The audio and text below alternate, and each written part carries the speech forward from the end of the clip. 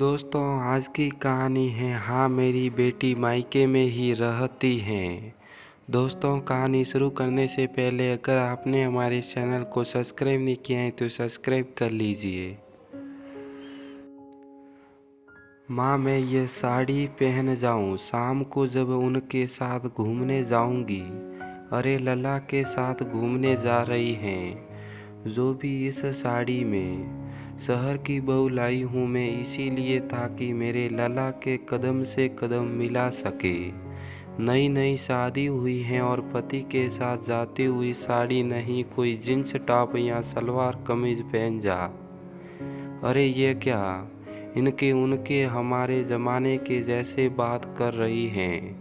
आजकल तो सोना बाबू बोला जाता है न पति से, कहकर उर्मिला जी ठहाका लगा हंस पड़ी। नई नवेली बहू नैना सास उर्मिला जी के मुंह से यह सुनकर हल्की बल्कि रह गई। दूसरी तरफ उसकी खुशी का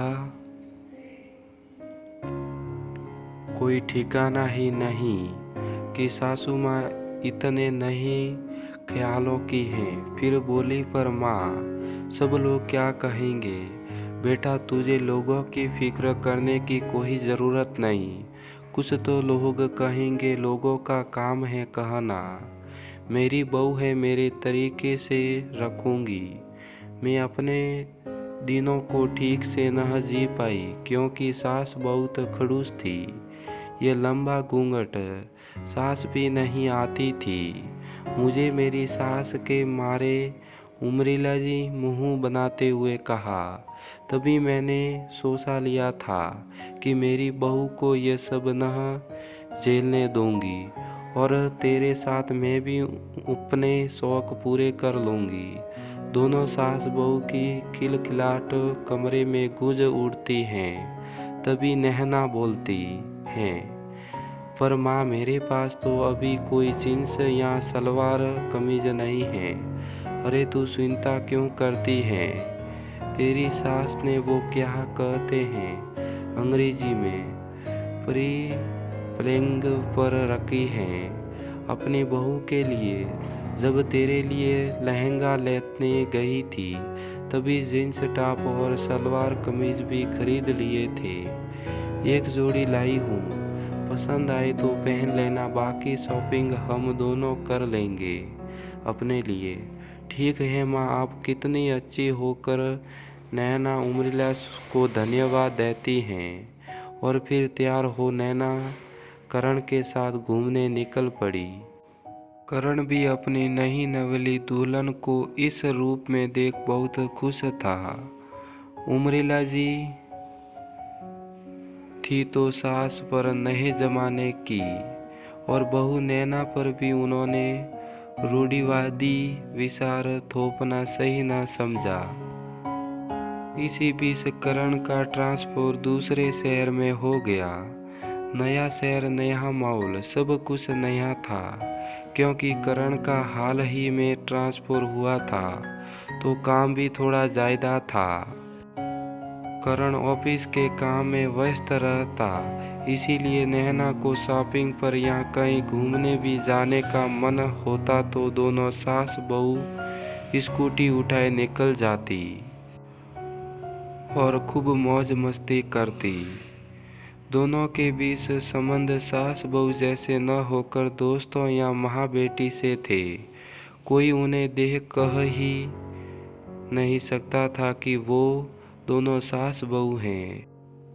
एक दिन एक पड़ोसन उर्मिला जी के घर उससे मिलने आती हैं। तभी बातों बातों में कहती हैं, भाभी जी कुछ पूछना है आपसे। हाँ पूछिए ना, आप बुरा तो नहीं मानोगे ना।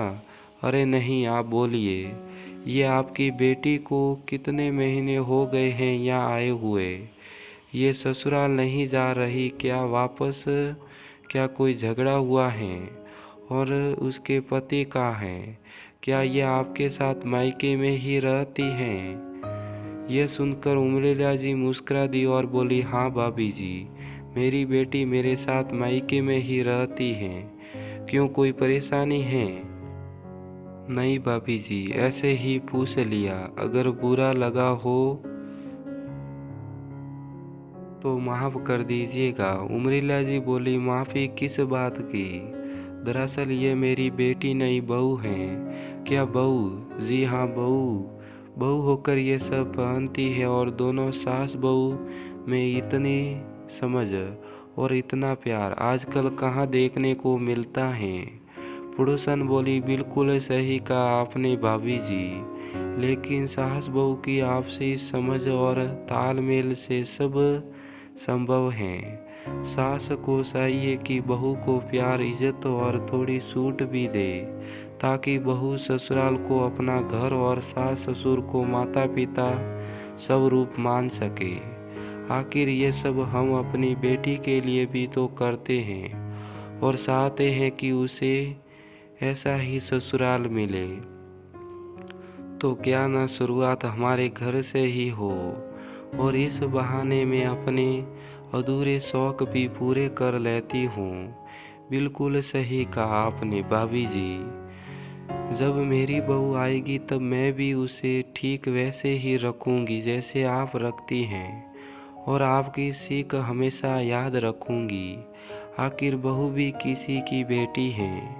और तब मुझसे भी कोई पूछेगा कि आपकी बेटी आपके साथ मायके में ही रहती है, तो हंसकर जवाब दूंगी, हाँ मेरी बेटी मायके में ही रहती है। और दोनों पड़ोसन ठहाका लगाकर हंस पड़ती हैं। तो दोस्तों, इस वीडियो से आपकी क्या राय है नीचे कमेंट करके हमारे को ज़रूर बताएं और इस वीडियो को लाइक और शेयर करना बिल्कुल ना भूलें।